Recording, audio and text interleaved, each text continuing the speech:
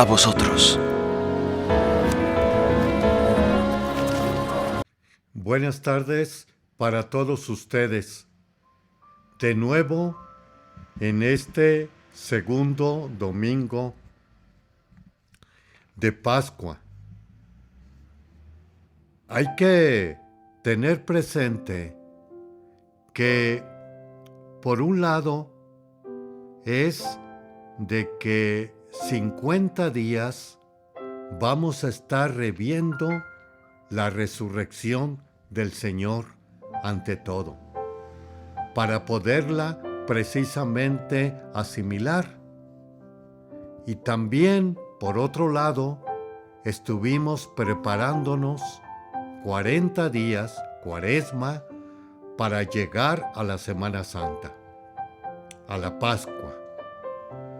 Y también hemos comentado que no solamente era para aquel entonces las primeras comunidades prepararse para el bautismo, sino también para nosotros prepararnos en esa nueva vida en el Señor resucitado. También otra de las cosas que vamos a ver en esta Pascua viene siendo que la primera lectura, tanto en medio de la semana y en el domingo, es la lectura de los Hechos de los Apóstoles, la primera iglesia, como estamos viendo de una u otra manera. También, por otro lado, no se toma el Antiguo Testamento, que es la figura de la promesa en Cristo el Señor. Y como ya está en la promesa esta Pascua, entonces se suspende eso. Ahora, ¿qué podemos decir en este segundo domingo? Es el domingo segundo denominado de la misericordia. Y si nosotros atendemos a la iconografía de el Señor de la Misericordia, vemos ante todo dos rayos principales: el rojo y el azul. El rojo significa el sacrificio del Señor. Por otro lado, también este sacrificio está muy palpable en la Eucaristía. Y el agua, el color azul, que vienen siendo, también hay que recordar, los primeros momentos de la Iglesia eran, ante todo, estos dos sacramentos: el bautismo y la Eucaristía, o comunión eucarística. ¿Por qué se llama? Pasemos ahora al Domingo de la Misericordia.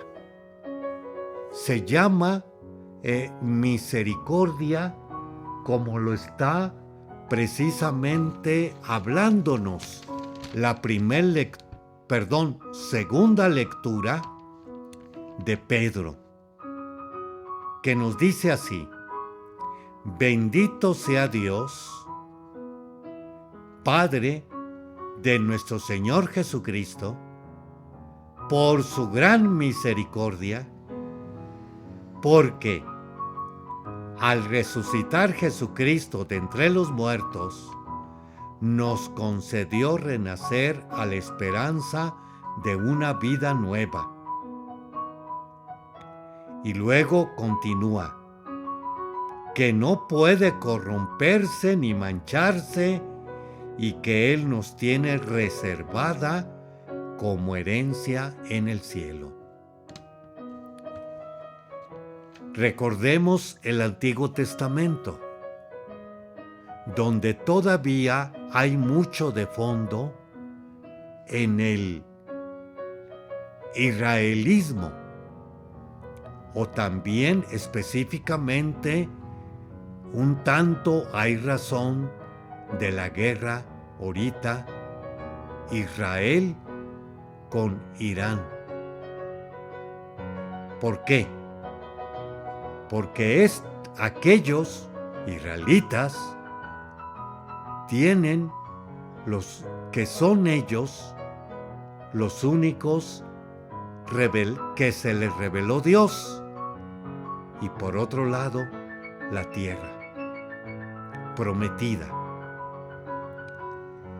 Hasta ahí está Antiguo Testamento, y todavía los israelitas están en esta idea, porque también esperan al Mesías. Y casualmente, entre comillas, o admirablemente mejor, Domingo de Ramos, es por ahí que entró el Señor el Domingo de Ramos a Jerusalén. Por lo cual, en otro momento leemos, no en este ciclo, de que le dicen: calla a estos. ¿Por qué? Bendito es el que viene en nombre del Señor, hosana en el cielo. Y Jesús les responde: si callan estos, gritarán las piedras. Solamente ellos, israelitas, eran poseedores de la herencia terrenal o la tierra prometida. Pero ya en el Nuevo Testamento, esto ya pasa a todos o a toda la humanidad, que estaba de nuevo representada en los magos de Oriente, 6 de enero pasado. África, el europeo, el blanco, y el trigueño asiático. También, por otro lado, recordemos, el Señor, cuando les reclama a los de su pueblo, había muchas viudas en tiempo del profeta, y fue escogida una de Sarepta, o también aquel leproso de Siria. Y había muchos leprosos. Sin embargo, el pagano fue curado. La misericordia de Dios para todos y todas. Esa tal misericordia para todos y todas va a ser en nuestra iglesia el catolicismo. Y ojo, porque desafortunadamente hay mucho en el pueblo de que católico es aquel o aquella persona que hace lo que no hacen nuestros hermanos de otras denominaciones, que en pocas palabras, los protestantes. Ellos no tienen a la Virgen, nosotros sí, pero a veces hacemos tanto el rebombe que a veces eso, y podría decirse otros santos y santas, o podría decirse también los sacramentos, que hacemos tanto lo que no hacen los hermanos de otras denominaciones, lo hacemos nosotros y a eso le ponemos católico o catoliquísimo. Vamos a hacer un espacio y regresamos.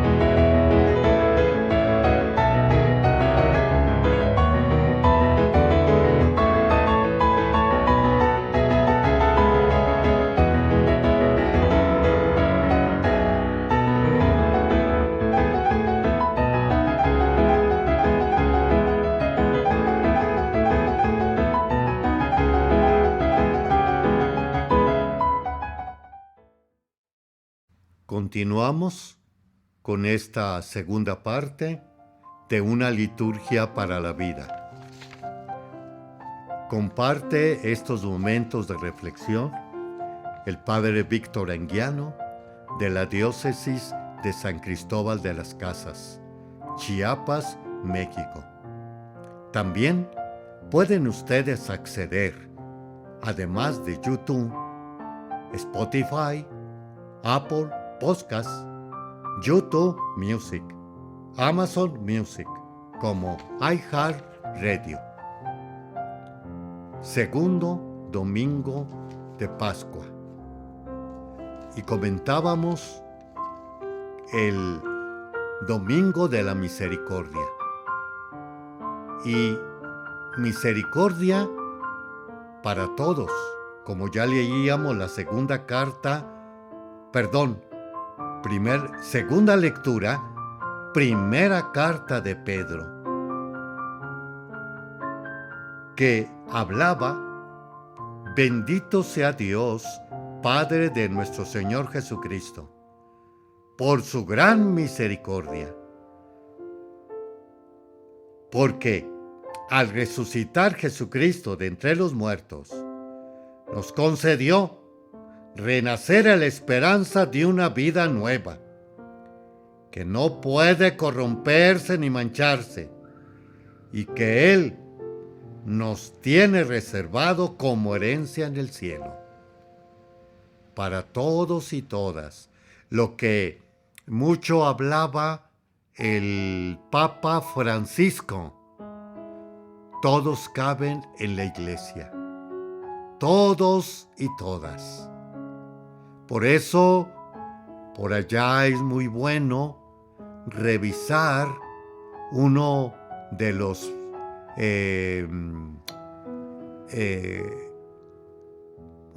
periódicos, también estampas, calendarios del día 1 de noviembre. Los santos y santas. Y ahí vemos reyes, emperadores, religiosas, religiosos, adolescentes, jóvenes de toda condición y también intelecto, o no, o riqueza o no riqueza. Ahora, ¿por qué es esta misericordia? Así lo dispuso Dios. Por lo tanto, como se dice, Jesús no es propiedad de nadie, es para todos. Ahora, ciertamente, tenemos nosotros 4 buenas pautas que nos está dando ahora la primera lectura de los Hechos de los Apóstoles. Y dice así: En los primeros días de la iglesia, todos los que habían sido bautizados, repito, eran constantes en escuchar la enseñanza de los apóstoles, el Evangelio. Segundo, en la comunión fraterna, hermandad. ¿Qué nos decía de nuevo Pedro en la segunda lectura de este domingo? Padre de nuestro Señor Jesucristo. Fraternidad. Tercero, fracción del pan. La misa, la Eucaristía. Veíamos anteriormente el Jueves Santo, la Última Cena. Pero también entre semana salió la Primera Cena con los de Maús. Quédate con nosotros, porque ya es noche.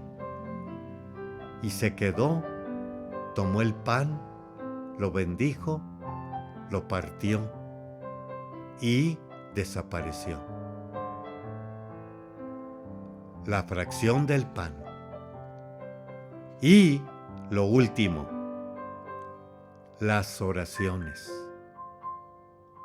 Oración, orar, platicar.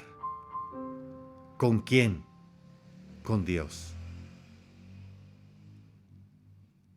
Interiormente, desde su plan para nosotros, en lo que somos en este caminar, en nuestras responsabilidades, que nos va a hacer al primer momento, que así lo decía el Evangelio o las enseñanzas de los apóstoles. Y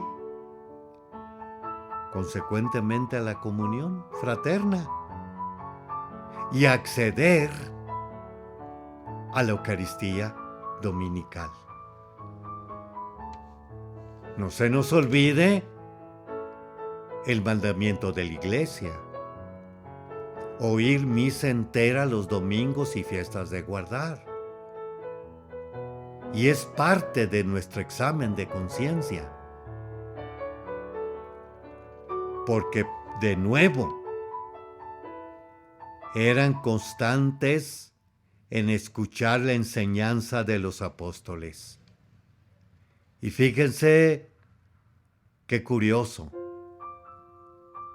En varias ocasiones que vienen a tomar un consejo de nuestra parte los sacerdotes, por lo menos de mi parte, tras escucharlos, les comento: ¿llegan a misa los domingos? Porque es la enseñanza de los apóstoles que nos va a llevar a la fraternidad, a la fracción del pan y a la oración. 1 minuto, 2 minutos, 5 minutos por la mañana, noche o mediodía.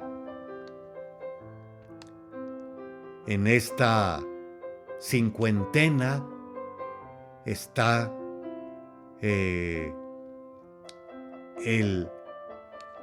a las 12 del mediodía, la hora del Ángelus de María, la intercesora. O, como diría el Santo Padre Paulo VI, el mexicano muy guadalupano, pero poco cristiano. Aprovechemos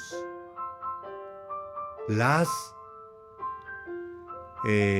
como decía hace rato, esas manifestaciones populares religiosas. Inyectémosles la palabra.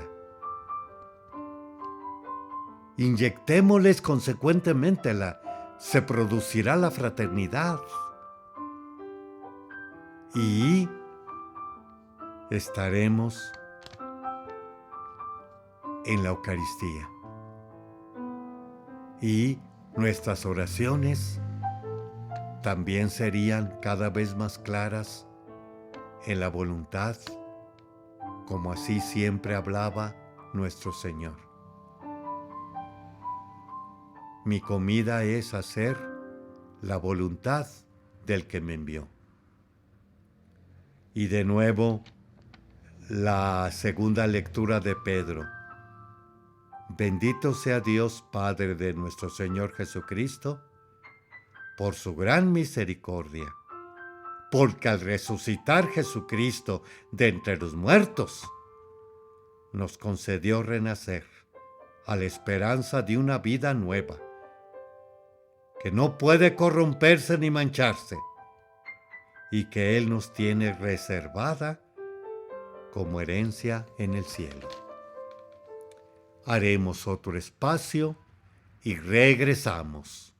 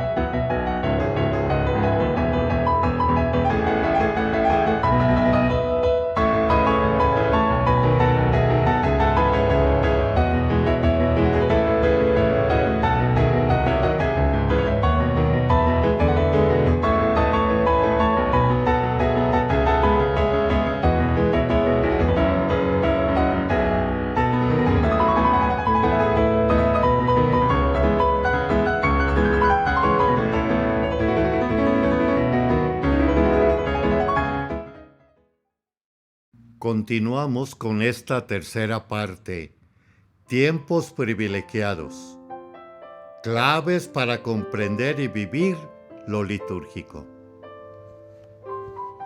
Jueves Santo pasado, generalmente en todas las diócesis de nuestra Iglesia Católica, se celebra por la Semana Santa en la mañana la misa crismal, el símbolo de los óleos. La liturgia de los óleos es una de las mejores que evocan la dependencia existente entre cada parroquia y su catedral, Iglesia Madre de la Diócesis, así como también de cada párroco respecto del obispo, pastor titular de la Grey. La liturgia parroquial depende, en su ser total, del obispo. Como los miembros del cuerpo subsisten por la cabeza, el cuerpo místico se vive al nivel de la diócesis. El ritmo de concelebración en la consagración de los óleos es una expresión excelente de una unidad. Mejor que las otras liturgias de la Semana Santa, la liturgia de la consagración de los óleos aporta un elemento de poesía sin igual.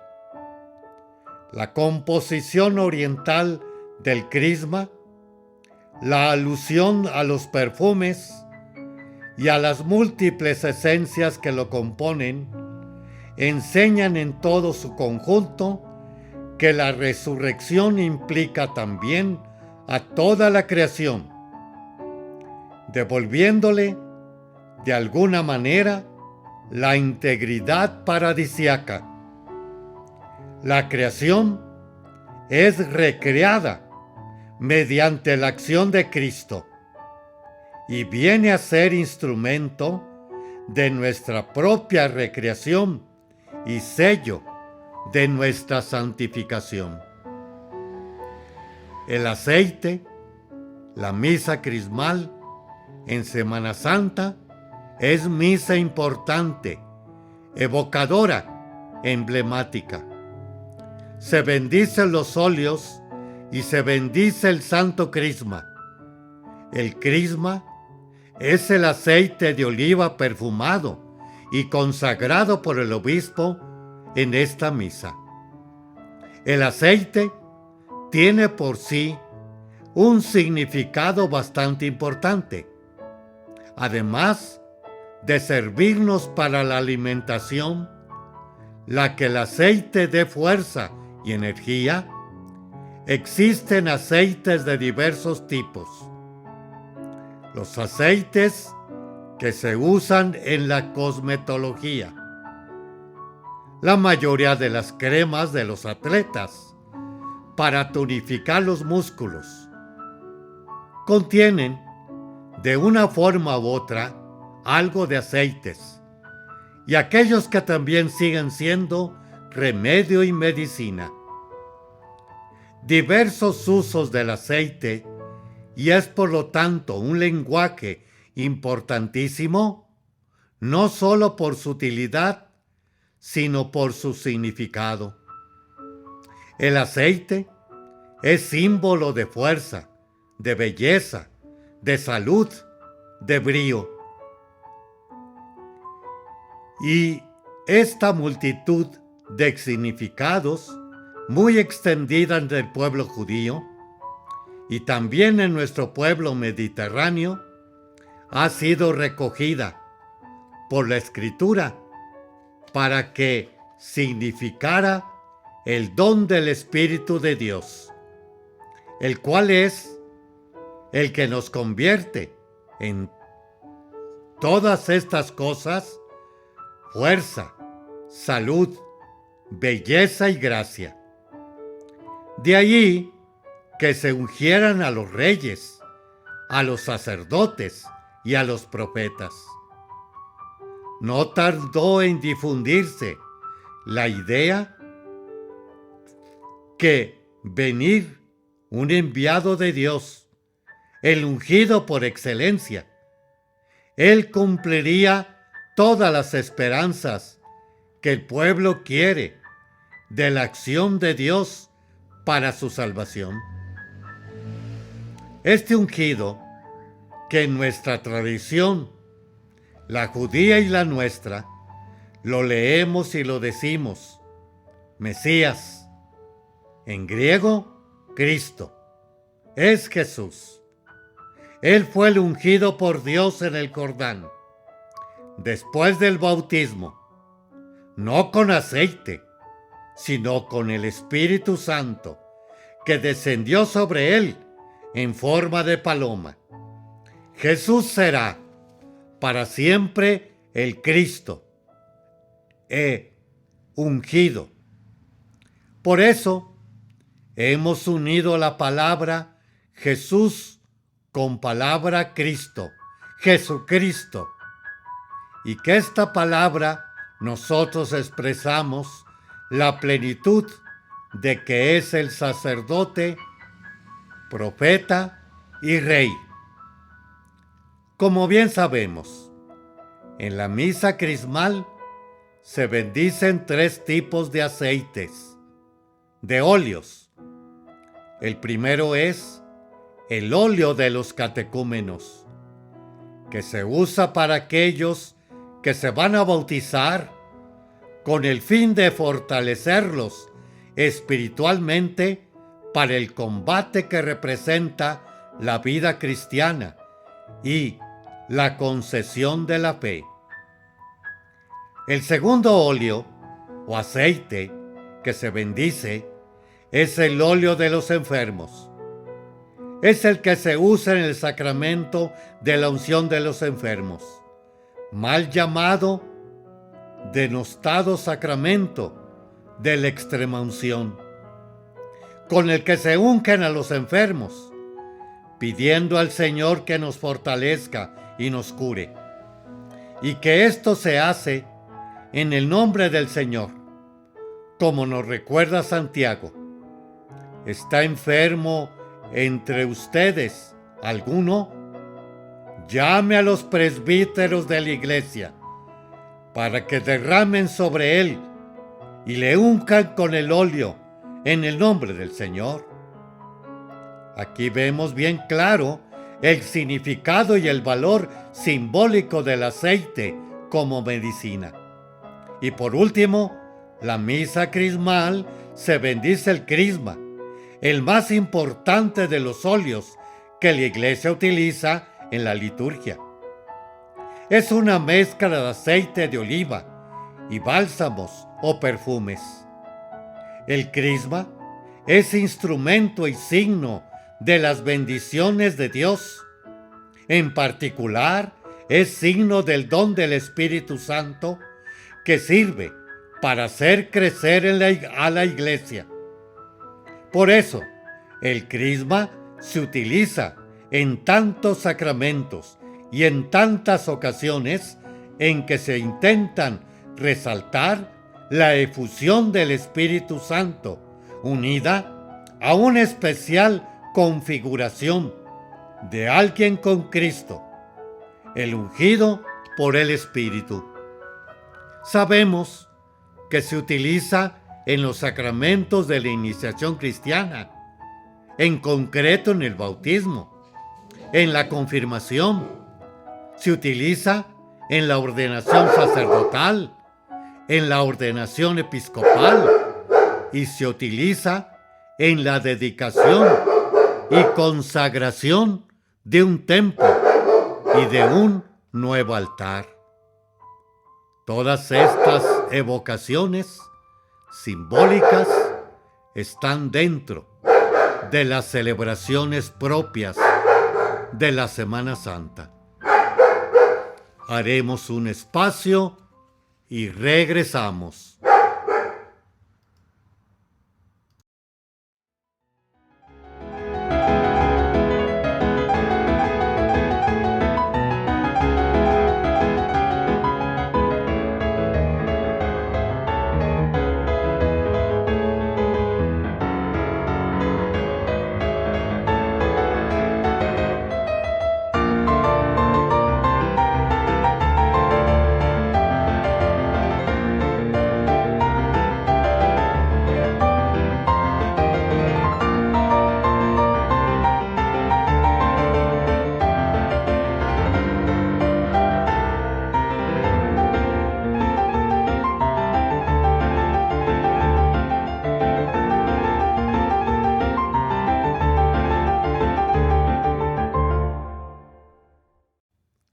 Continuamos con esta cuarta parte de una liturgia para la vida.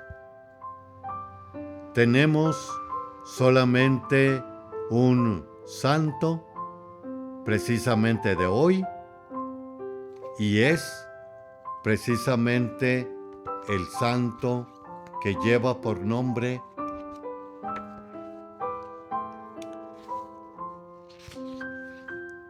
San Martín I, Papa y mártir, año 655. Nació en Italia, pero murió exiliado en Rusia. Después de servir como emisario papal, sirvió en Constantinopla y fue elegido papa en el año 649. Como papa, convocó un sínodo en Letrán, donde se condenó la herejía que afirmaba que Cristo no tenía voluntad humana. Tal herejía aparecía asimismo en un documento del emperador Constantino II. Cuando el sínodo lo condenó, Constancio montó en cólera y envió emisarios a raptar a Martín y enviarlo a Constantinopla. En la cárcel, enfermo gravemente, pero así y todo fue exiliado a Crimea. La orden era de ejecutarlo, pero por la intercesión de Pablo, patriarca de Constantinopla, la orden no se ejecutó. Aunque murió de enfermedad, la Iglesia le venera como mártir. La vida de Martín, llena de sufrimiento, demuestra su enorme confianza en Dios, que en su misericordia vendría en su auxilio y tomaría su humilde cuerpo, como asegura él mismo, dijo poco antes de morir. En el Catecismo 2086 se habla: el Todopoderoso, clemente infinitamente, inclinado a hacer el bien, ¿quién podría no poner en él todas sus fuerzas? Continuamos con el libro de Tiempos Privilegiados. Nos habla ahora de la reconciliación de penitentes en estos tiempos de Cuaresma, cercanos a la Pascua. El Jueves Santo originalmente no pertenecía a la celebración del misterio pascual. Este se celebraba exclusivamente del Viernes Santo al domingo de Pascua, inclusive constituyendo así el triduo sacro primitivo: Cristo crucificado, sepultado y resucitado. Cuando se estableció una liturgia para el Jueves Santo, fue únicamente como preparación y haciendo referencia al misterio pascual, que se inauguraba al siguiente día. Precisamente por eso, los penitentes se reconciliaban el Jueves Santo, disponiéndose de este modo para poder participar íntegramente en la liturgia pascual. Igualmente, se consagraban los santos óleos con el fin de preparar la liturgia pascual, especialmente la bendición del agua bautismal. Muy pronto, junto a estos ritos de preparación a la Pascua, comenzó a celebrarse una misa por la tarde, en recuerdo de la Cena de Cristo, misa que probablemente no conoció liturgia de la palabra, en la que se comulgaba sin estar ayuno para acentuar la memoria de la institución de la Eucaristía después de comer. Al alba, en las primeras horas de la mañana, se tenía el lugar del oficio de la reconciliación de pecadores, es decir, de los que se habían vivido en penitencia pública durante la Cuaresma.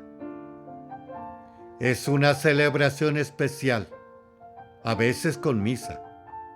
Eran reintegrados a la comunidad cristiana a la que pertenecían, con el fin de que pudieran celebrar la Pascua.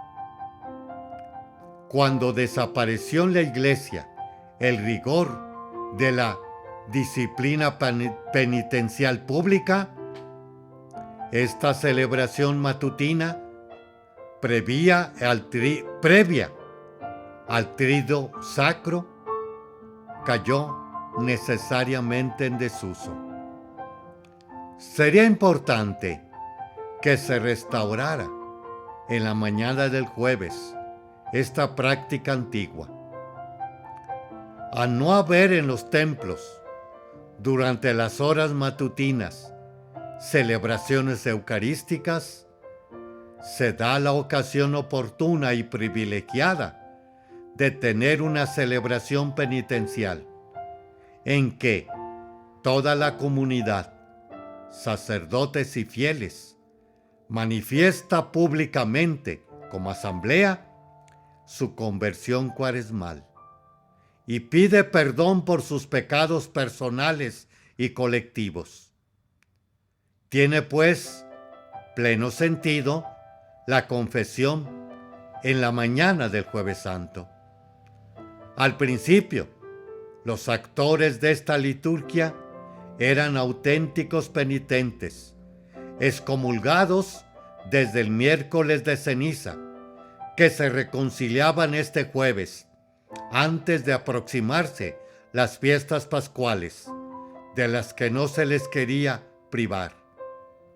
Poco a poco, en razón de los múltiples cambios dispositivos de la penitencia, la liturgia de la reconciliación se tomó accesible a todos los fieles que venían a ella, cada vez más una absolución general que ponía término al esfuerzo penitencial de la Cuaresma.